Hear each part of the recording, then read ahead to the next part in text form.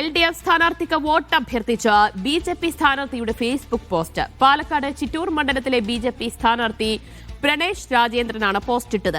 UDF തരം താഴ്ന്ന രാഷ്ട്രീയ പ്രവർത്തനം നടത്തുകയാണ് എന്നും LDF സ്ഥാനാർത്ഥി വി മുരുകദാസിന് വോട്ട് ചെയ്യണമെന്നും FB പോസ്റ്റിലുണ്ട്. പിന്നീട് പോസ്റ്റ് അദ്ദേഹം ഡിലീറ്റ് ചെയ്തു.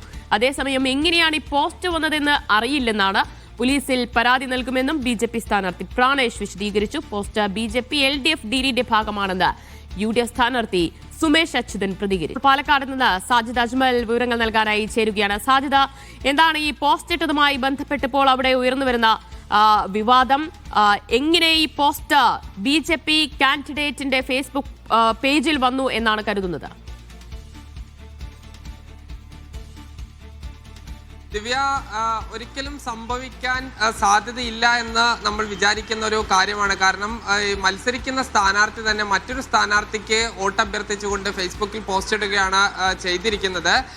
ചിറ്റൂരിലെ BJP സ്ഥാനാർത്ഥിയായ പ്രാണേഷാണ് LDF സ്ഥാനാർത്ഥിയായ അഡ്വക്കേറ്റ് വി മുരുകദാസിന് വോട്ട് ചെയ്യണമെന്ന് അഭ്യർത്ഥിച്ചുകൊണ്ട് ഫേസ്ബുക്ക് പോസ്റ്റ് ഇട്ടിരിക്കുന്നത്.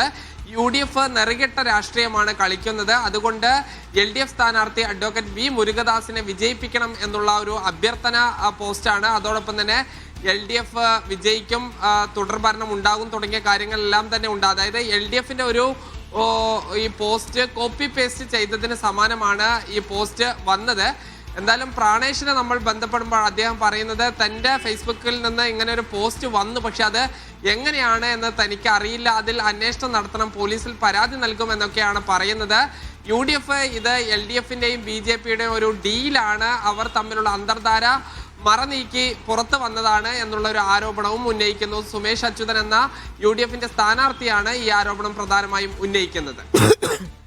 ശരി, സാജിദ് അജ്മലാണ് വിശദാംശങ്ങൾ നൽകിയത്. ചിറ്റൂർ മണ്ഡലത്തിലെ BJP സ്ഥാനാർത്ഥി പ്രാണേഷ് രാജേന്ദ്രനാണ് LDF സ്ഥാനാർത്ഥിക്കായി വോട്ട് ചോദിച്ചുകൊണ്ടുള്ള പോസ്റ്റ് പങ്കുവച്ചിരിക്കുന്നത്. പക്ഷേ അതിൽ ദുരൂഹതയുണ്ടെന്ന ആരോപണം ഉന്നയിക്കുകയാണ്. ഇത് BJP CPM ഡീലിന്റെ ഭാഗമാണ് എന്ന തരത്തിലുള്ള വിമർശനവും അവിടെ ഉയർന്നു വരുന്നുണ്ട്.